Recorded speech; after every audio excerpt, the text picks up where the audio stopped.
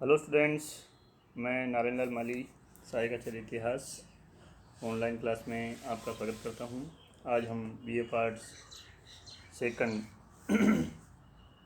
मध्यकालीन भारत के अंतर्गत पेपर फर्स्ट में रजिया और बलबन के बारे में हम थोड़ा संक्षिप्त में चर्चा करेंगे, अध्ययन करेंगे उनके बारे में।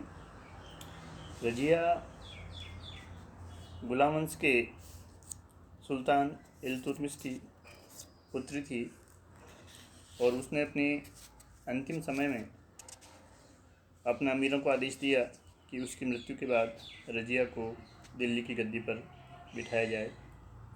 मगर अमीरों ने उसकी मृत्यु के बाद उसके पुत्र रुकनुद्दीन फिरोज़ शाह को सुल्तान बना दिया। मगर रुकनुद्दीन अयोग्य था। सुल्तान बनने के बाद वह भोगविलास में डूब गया। मस्खरों एवं जोकरों की संगत के कारण उसे विलास प्रेमी जीव कहा जाता है। उसके शासनकाल में उसके शासन की बागडोर उसकी माँ सात तुर्कान के हाथों में थी। सात तुर्कान मूलतः एक तुर्की दासी थी जो रुकनुद्दीन फिरोज शाह के सुल्तान बनने के बाद क्रूर हो गई थी। उसने अन्य बेगमों के साथ दुर्व्यवहार किया, अमीरों का भी उसने अपमान किया, कुछ का अवध करवा दिया, कुछ को कारागार में डाल दिया। इससे अमीर उसके विरुद्ध हो गए और जगह जगह विद्रोह उठ खड़े हुए। जब रुकनुद्दीन फिरोज शाह अपने खिलाफ हुए उन विद्रोह को दबाने के लिए दिल्ली से बाहर गया, तब उसकी अनुपस्थिति में रजिया ने जुम्मे की नमाज के दिन एकत्र जनता के समक्ष लाल वस्त्र पहनकर, लाल वस्त्र उस समय न्याय की मांग के प्रतीक माने जाते थे, सात तुर्कान के अत्याचारों के विरुद्ध दिल्ली की जनता से अपील की। उसने जनता को अपने पिता इल्तुतमिश की अंतिम इच्छा की भी याद दिलाई। इस प्रकार रजिया की अपील पर भीड़ उत्तेजित हो गई। उसने महलों पर आक्रमण कर दिया, सात तुर्कान को बंदी बना लिया। इस घटनाक्रम से सेना तथा अमीर भी रजिया से मिल गए और उन्होंने रुकनुद्दीन फिरोज के दिल्ली से लौटने से पूर्व ही रजिया को सिंहासन पर बिठा दिया। रुकनुद्दीन फिरोज शाह के दिल्ली लौटने पर उसे बंदी बनाकर जेल में डाल दिया गया, जहां कुछ समय बाद उसकी मृत्यु हो गई। तो इस प्रकार 1236 ईस्वी में रजिया बिना प्रांतीय इक्तेदारों के सहयोग के, दिल्ली की जनता के सहयोग से या समर्थन से वह राजगद्दी पर बैठी। मगर क्योंकि प्रांतीय जो अमीर थे या तुर्की जो अमीर थे उनकी स्वीकृति नहीं ली गई थी शासन पर बैठने के लिए, और काफ़ी शक्तिशाली भी थे उस समय, अतः वह रजिया के विरोधी हो गए। उन्होंने रजिया के सुल्तान बनने का विरोध किया। उन इक्तेदारों में जो प्रमुख थे उनमें एक तो वजीर था इल्तुतमिश का, जिसका नाम वजीर निजामुल मुल्क जुनैदी था, मलिक अलाउद्दीन जानी, मलिक सैफुद्दीन कुची, कबीर खान अय्याज और मलिक इज़्ज़ुद्दीन मोहम्मद सालारी जैसे शक्तिशाली प्रांतीय इक्तेदारों ने रजिया के खिलाफ विद्रोह कर दिया और उसे सिंहासन से हटाने के लिए दिल्ली की ओर वो लोग रवाना हुए। रजिया ने इस समय कूटनीति का प्रयोग किया, क्योंकि उस सैनिक रूप से उसके पास इतनी शक्ति नहीं थी कि वह इन शक्तिशाली अमीरों का सामना कर सके। उसने मलिक मोहम्मद सालारी तथा कबीर खान अय्याज को गुप्त रूप से अपनी ओर मिला लिया और वजीर जुनैदी तथा अन्य अमीरों को भी बंदी बनाने की उसने योजना बनाई। मगर अमीरों को जब इस षड्यंत्र का पता चला तो वे शिविर छोड़कर भाग गए। झांसी का सूबेदार मलिक सैफुद्दीन कुची पकड़ा गया और कारागार में डाल दिया गया। लाहौर का सूबेदार मलिक अलाउद्दीन जानी भी मारा गया। इस प्रकार रजिया ने अपनी स्थिति को मजबूत किया। रजिया ने विद्रोही अमीरों को परास्त करने के बाद अपनी प्रशासनिक स्थिति को मजबूत करने के लिए उसका पुनर्गठन किया। उसने तुर्की गुलाम अमीरों का प्रभाव खत्म करने और उन्हें सिंहासन के अधीन लाने का प्रयास किया। ख्वाजा मुहिजुद्दीन को नया वजीर बनाया गया। उसने इक्तों में भी अपने समर्थक अमीरों को नियुक्त किया और जो विद्रोही जो सरदार था तुगरिल खां, उसने उसकी शक्ति से भयभीत होकर के आत्मसमर्पण कर दिया। उसने एक एबिसीनियाई मलिक जमालुद्दीन याकूत को अमीर आखूर के पद पर नियुक्त किया। इस प्रकार उसने तुर्की अमीरों के प्रभाव को समाप्त करके गैर तुर्की अमीरों को शक्तिशाली बनाने की नीति अपनाई। इस संबंध में मिन्हाजुल सिराज लिखता है कि देवल से लखनौती तक सभी मलिकों एवं अमीरों ने उसकी सत्ता को स्वीकार कर लिया। मगर जल्दी ही रजिया के विरुद्ध विद्रोह हुए और उसको सत्ता से च्युत कर दिया गया। रजिया ने शासन की बागडोर संभालते ही पर्दा का त्याग कर दिया। वह पुरुषों के वस्त्र पहनती थी, जनता के सामने घोड़े की सवारी करती थी और खुले दरबार में राजकार्य करती थी। शासन कार्य में तुर्की अमीरों की अपेक्षा गैर तुर्की अमीरों को महत्व दिया गया। जमालुद्दीन याकूत को अमीर आखूर जैसा उच्च पद देने से भी तुर्की अमीर नाराज हो गए। इस प्रकार रजिया के खिलाफ अंदर ही अंदर षड्यंत्र रचे जाने लगे। इस संबंध में मिनहाज लिखता है कि रजिया द्वारा स्वयं और आग्रहपूर्वक प्रशासन के कामकाज को देखने तथा राजकीय पदों पर गैर तुर्कों को नियुक्त करने से तुर्क अमीरों के मन में उसके प्रति विरोध की भावना उत्पन्न हुई और वो उसे हटाने की योजना बनाने लगे। 1240 ईस्वी में लाहौर के इक़्तिदार कबीर खान ने रजिया के खिलाफ विद्रोह किया। रजिया ने उसका तो दमन कर दिया और उसे पराजित कर दिया। कबीर खां ने आत्मसमर्पण करने पर उसे माफ़ कर दिया गया और उसे लाहौर की सूबेदारी उससे छीन करके उसे मुल्तान का सूबेदार बना गया। इसी समय भटिंडा के सूबेदार अल्तुनिया ने भी रजिया के खिलाफ विद्रोह किया। उसने याकूत को इस विद्रोह को दबाने के लिए याकूत के साथ प्रस्थान किया, मगर तुर्की अमीरों ने विशेष तौर से अल्तुनिया ने रजिया को पराजित करके भटिंडा में कैद कर लिया और बहराम शाह को गद्दी पर बिठा दिया गया। इसी समय मध्य याकूत की भी हत्या कर दी गई। रजिया ने सत्ता प्राप्त करने के लिए एक अंतिम उपाय अपनाया। उसने अल्तुनिया से विवाह कर लिया और पुनः सत्ता प्राप्त करने की कोशिश की, मगर वह बहराम शाह की सेना से पराजित हो गए और 25 दिसंबर 1240 में कैथल के पास अल्तुनिया और रजिया का कुछ डकैतों ने वध कर दिया। इस प्रकार मध्यकालीन भारत की पहली महिला शासिका रजिया का पतन जो है दुखदायी रहा। रजिया के पतन के संबंध में मिनहाज लिखते हैं कि रजिया सब ओर से योग्य थी, मगर एक स्त्री होना उसके पतन का महत्वपूर्ण कारण बना। मगर हम देखते हैं कि रजिया के पतन के वास्तविक कारणों में यह था कि तुर्की अमीर शासन सत्ता पर अपना नियंत्रण चाहते थे, जबकि रजिया अमीरों को शासन सत्ता के अंतर्गत लाना चाहती थी। रजिया एक योग्य और दूरदर्शी शासिका थी। सर्वप्रथम वही थी जिसने तुर्की अमीर वर्ग की शक्ति को कम करने का प्रयास किया। बाद में अलाउद्दीन खिलजी और मोहम्मद तुगलक ने यह प्रयास किया था।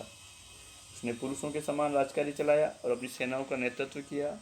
उसने शासन का पुनर्गठन किया और अपने विरुद्ध हुए विद्रोहों का दमन किया, मगर अमीरों के गुप्त षड्यंत्र को वह नहीं भांप पाई और अमीरों के षड्यंत्र का शिकार हो गई वो। के निज़ामी लिखते हैं कि इस बात से इनकार नहीं किया जा सकता कि इल्तुतमिश के उत्तराधिकारियों में वह सबसे श्रेष्ठ थी। इस प्रकार रजिया ने कुल 3 वर्ष 6 माह और 6 दिन तक शासन किया। मध्यकालीन भारत की इस प्रथम मुस्लिम शासिका का अल्प काल का शासन भी हम कहें इतिहास में एक प्रकार से अपनी छाप छोड़ जाता है, जब उसने प्रशासन का पुनर्गठन किया, तुर्की अमीरों शक्ति की उसने अवहेलना की। यह उस मध्यकाल में एक बहुत बड़ी बात थी, क्योंकि अमीर जो अपने आप को किंग मेकर सुल्तान का निर्माता मानते थे, उनकी शक्ति को उसने एक प्रकार से कहें चुनौती दी, मगर यही रजिया के पतन का कारण बन गई। तुर्की अमीर जो थे एक महिला के या एक स्त्री शासिका के अंतर्गत अपने आप को नहीं रखना चाहते थे। उन्होंने षड्यंत्र किया और रजिया का पतन हो गया। रजिया को सिंहासन से उतार उसका वध कर दिया गया। इसके बाद हम महत्वपूर्ण शासक के रूप में देखते हैं कि रजिया की मृत्यु के बाद बहराम शाह शासक बना। वह अल्पकाल तक ही उसका शासन रहा, 1240 से 1242। उसके बाद उसे गद्दी से उतार दिया गया। इसके बाद अलाउद्दीन मसूद शाह को शासक बनाया गया, उसे भी अल्पकाल के बाद गद्दी पर उतार दिया गया। उसके बाद नासिरुद्दीन महमूद 1246 से 1266 के दौरान गद्दी पर बैठा, मगर एक प्रकार से हम कहें यह बलबन के इसके शासनकाल में बलबन के हाथों में ही सारी शक्ति केंद्रित थी। और इसके बाद बलबन 1260 से 1287 ईस्वी तक दिल्ली सल्तनत का सुल्तान रहा। बलबन का बचपन का नाम बहाउद्दीन था। उसके पिता इल्बारी तुर्क कबीले के मुखिया थे। बचपन में वह मंगोलों के हाथों पड़ गया और उसे एक दास के रूप में बेच दिया गया। बिकता बिकता वह दिल्ली लाया गया और 1232 ईस्वी में एक गुलाम के रूप में इल्तुतमिश ने उसे खरीद लिया और उसकी योग्यता से प्रभावित होकर उसने उसे खासदार यानी सुल्तान के व्यक्तिगत सेवक के पद पर नियुक्त कर दिया। एक प्रकार से इल्तुतमिश ने बलबन को चालीसा के दल में सम्मिलित कर लिया था। रजिया ने उसे अमीर शिकार का महत्वपूर्ण पद दिया। रजिया व बहराम शाह की मध्य हुई सत्ता संघर्ष में उसने बहराम शाह का साथ दिया तथा उसे अमीर आखुर का पद और रेवाड़ी की जागीर दी गई।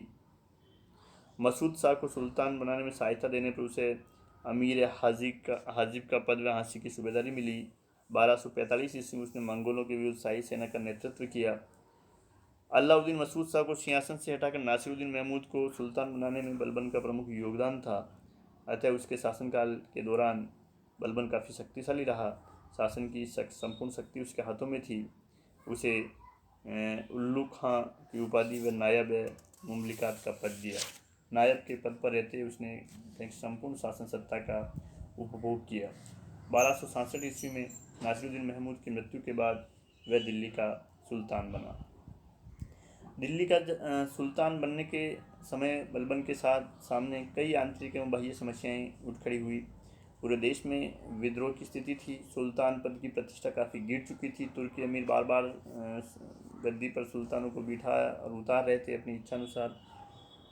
बलबन अपनी इच्छानुसार कार्य नहीं कर पाया था। नायब के दौरान उसने इस चीज़ देखा था कि तुर्की अमीर किस प्रकार शासन सत्ता पर नियंत्रण रख रहे थे। उसे तुर्की अमीरों के विरोध का भी भय था। अतः उस सुल्तान बनने के बाद उसका जो महत्वपूर्ण कार्य था वो था अपनी शक्ति को मजबूत करना और दिल्ली सल्तनत की समस्याओं को हल करना। गद्दी पर बैठने के बाद प्रारंभिक कार्यों में बलबन ने सुल्तान पद की शक्ति और प्रतिष्ठा को पुनर्स्थापित करने का प्रयास किया। उसने अमीरों को एक प्रकार से अपने सुल्तान पद की शक्ति का एहसास कराने के लिए सिज्जा व पायबोश की प्रथा शुरू की, जिसके तहत अमीरों को सुल्तान के समक्ष साष्टांग दंडवत होना और उसके पैरों को चूमना पड़ता था।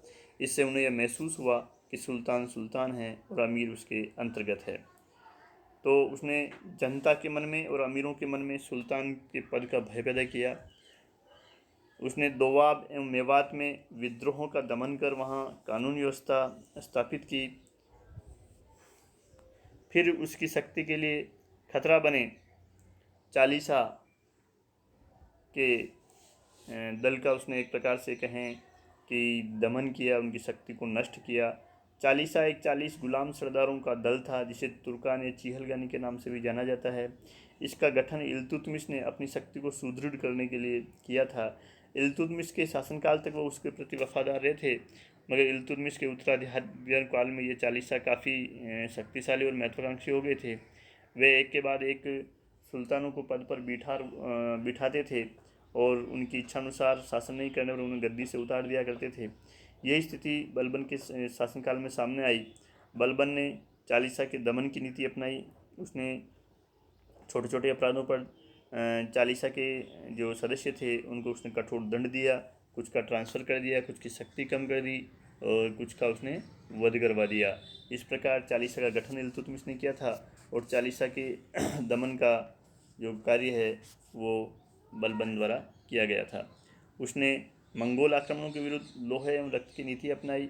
उसने सीमावर्ती क्षेत्रों में दुर्गों का निर्माण करवाया और वहाँ शक्तिशाली सेना का गठन करके योग्य सेना नायकों की नियुक्ति की ताकि मंगोल आक्रमण से दिल्ली सल्तनत को बचाया जा सके।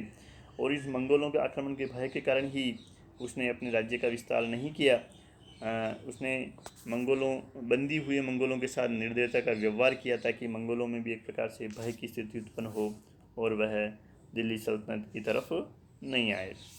बलबन की जो महत्वपूर्ण देन है वो उसका राजत्व सिद्धांत है। बलबन का राजत्व सिद्धांत है वो एक प्रकार से फारसी राजत्व से प्रभावित था।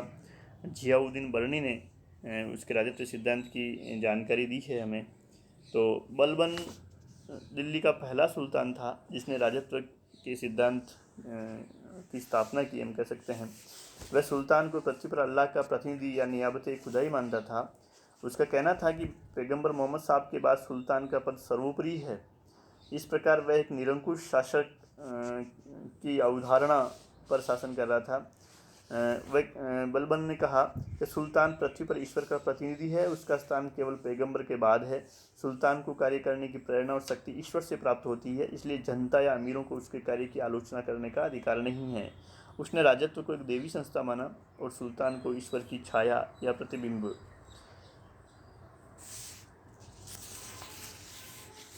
उसने अपने शासनकाल में सामान्य जनता से कोई संपर्क नहीं रखा। इस संबंध में कहता था, जब भी मैं किसी तुच्छ परिवार के व्यक्ति को देखता हूँ तो मेरे शरीर की नाड़ी क्रोध से उत्तेजित हो जाती है। उसने अपने कुल को फिरदौसी के शाहनामा में वर्णित एक पौराणिक तुर्की नायक आफरसियाब के वंश से जोड़ा। गद्दी पर बैठने के पश्चात उसने मदिरा व हास्य संगीत का त्याग कर दिया। उसने सामाजिक सभाओं में होने वाले नृत्य संगीत में मद्यपान पर भी प्रतिबंध लगा दिया। उसकी उपस्थिति में कोई हंसी मजाक नहीं कर सकता था। न तो दरबार में स्वयं हंसता था और न किसी को हंसने की छूट देता था। वह अत्यंत गंभीर मुद्रा में दरबार में बैठा रहता था। केवल वजीर ही उससे बातचीत कर सकता था। कह सकते हैं कि बलबन ने अपने व्यक्तित्व को राजत्व के पीछे बलिदान कर दिया था। अपने बड़े पुत्र राजकुमार मोहम्मद की मृत्यु पर उसने किसी के सामने अपनी दुर्बलता प्रकट नहीं की। और बर्नी लिखता है कि रात के अंधेरे में अकेले में बैठ करके वे अपने पुत्र के लिए रोया करता था।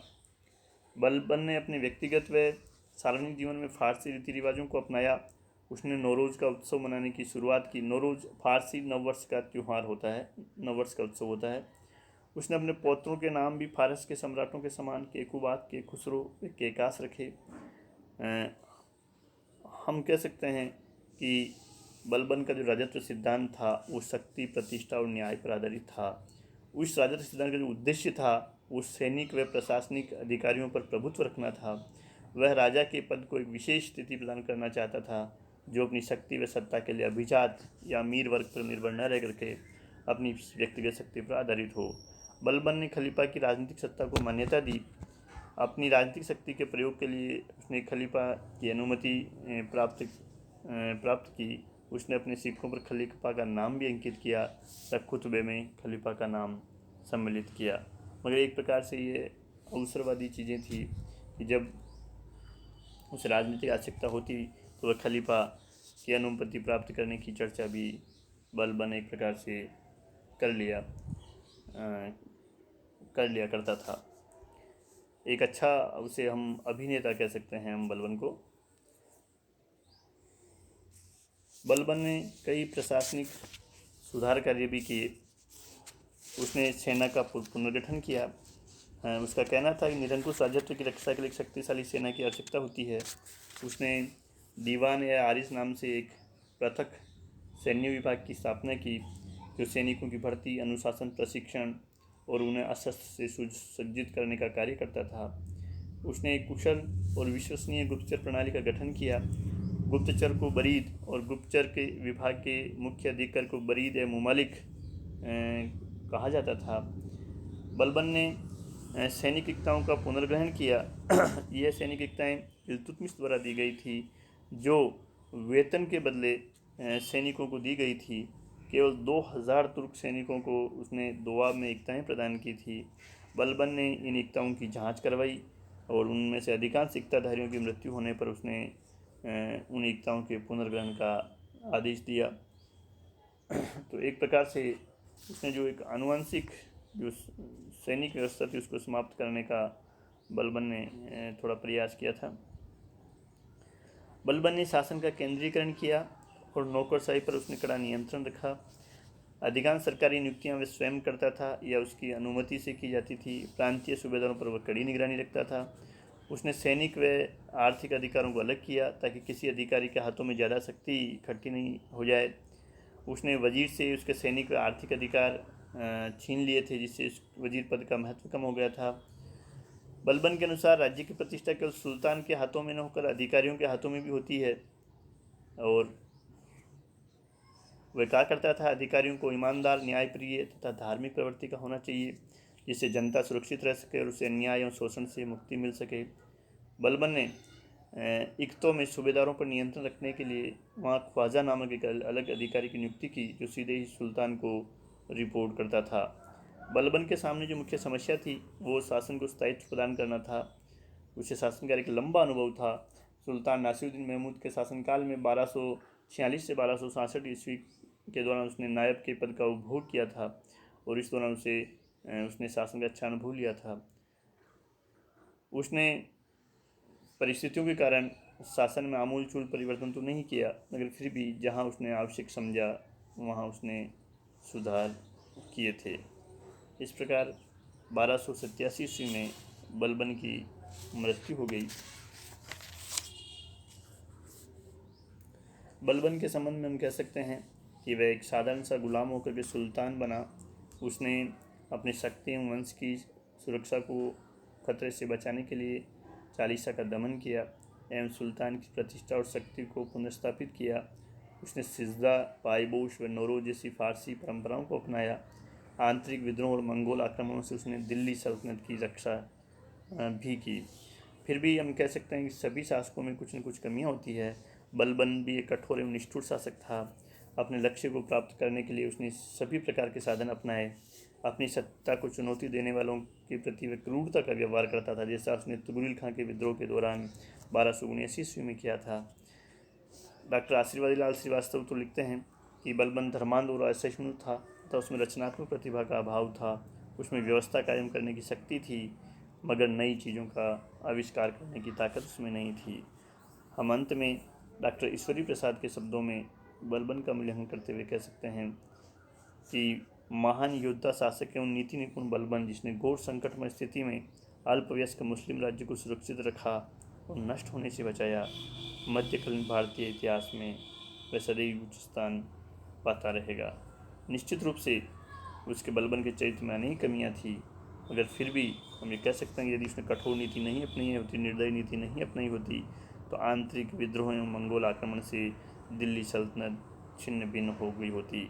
यह मध्यकालीन शासन की मांग थी। शासकों की क्रूरता एक प्रकार से डर पैदा करने के लिए, भय पैदा करने के लिए और विद्रोह को रोकने के लिए, जो लगभग सभी सुल्तानों के शासन कार्य या चरित्र का हिस्सा थी, और बलबन भी उससे अछूता नहीं था। जय हिंद।